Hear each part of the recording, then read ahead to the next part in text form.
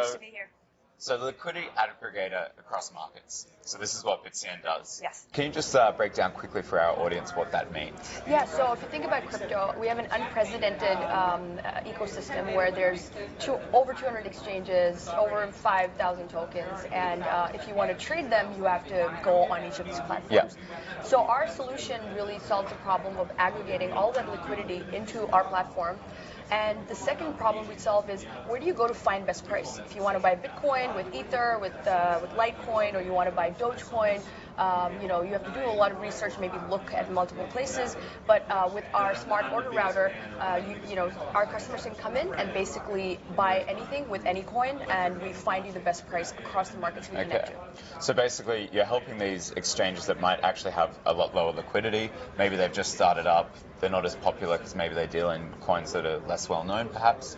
And you're helping bring all those together, improving the market, letting people trade at the sort of levels of liquidity thereafter. Absolutely. So we have one of our proprietary products is called synthetic pair. So what that allows you to do is, if you have a token that is maybe listed on one market and denominated in maybe Bitcoin or Ether, which is usually what the trading pairs are, you can come on our platform and basically trade any coin at any coin. We will give you a full implied order book on what those prices are. So it's not just the ease of use, it's also full transparency on pricing. Yeah. So what we've been called in a bunch of the shows we've been on is kind of like a kayak for crypto. Okay. You come in, tell us what do you want to buy, what do you want to buy it with. We'll give you exactly where the prices are across the ecosystem, so you don't have to pay more. And so what I think is really key here is it sounds like you're helping give some of these coins that don't have much liquidity, there's not much market making happening for them, and you're actually enabling these coins to start moving. Okay, exactly. So I can imagine there's quite a few people out there who probably have certain coins that they once picked up and thought might take off, and now they're sitting with low liquidity, not much is happening, and this is sort of an enterprise. This is a way, exactly. But it's for business to business, obviously. And so which sort of exchanges do you work with? So we're connected to the top 10 exchanges right now. Yeah. Part of what we want to do is obviously do our due diligence on which exchanges we need to connect to. And our decision is usually made by, the technology that they have, how stable it is, the security on those exchanges, and, frankly, reputation as well. So, we're really all about adding transparency and comfort to this market, and you want to know that you're dealing with good, solid markets. And in terms of effects that you've seen on the market, what sort of improvements in liquidity have you seen since you've started connecting partners together? Yeah, I think the exchanges that have been doing well, they continue to do really great, and other exchanges are adapting more mainstream technical tools. So to very boring thing, but people are using APIs now, they're using WebSockets, things like that. So the infrastructure is maturing and people are getting more comfortable, and market makers can do a better job in those exchanges. So it's definitely improving.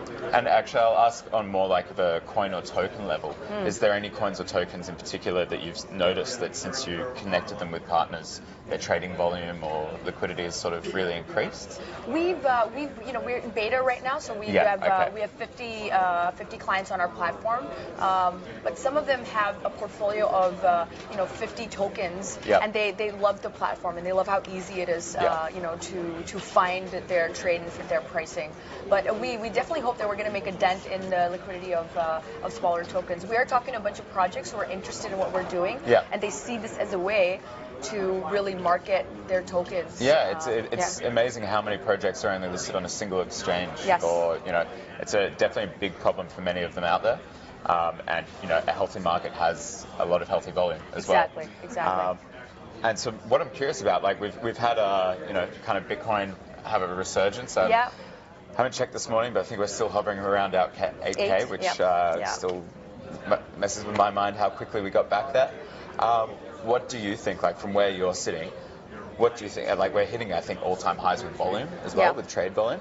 Where do you think it's going from here in terms of market activity? Let's just say till the end of the year. I think it's just like the prices, we see the trend going up. The interesting thing is, even when Bitcoin prices were down, daily trading volume did not really take that much of a hit. I think now I think as the second coming, some people are calling it that.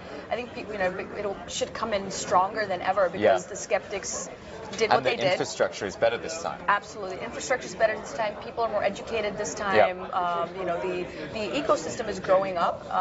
You know, hopefully we feel like we're part of that crew that's coming in to do that. I read a great comment, I think it was on Reddit or someone, where someone said, I'm actually glad for the crypto winter because it caused me to take time to actually research my investment, learn about it, and now I understand the real value.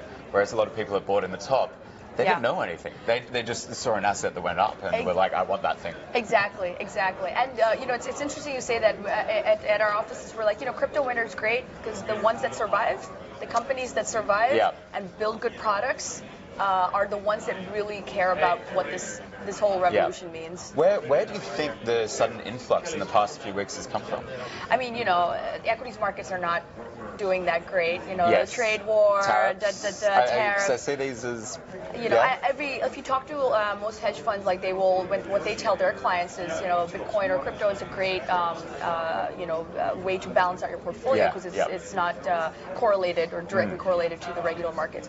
So that might be, you know, part of it as well. The consensus always, you know, it has an effect on really bringing a lot of focus to crypto and to, which is great.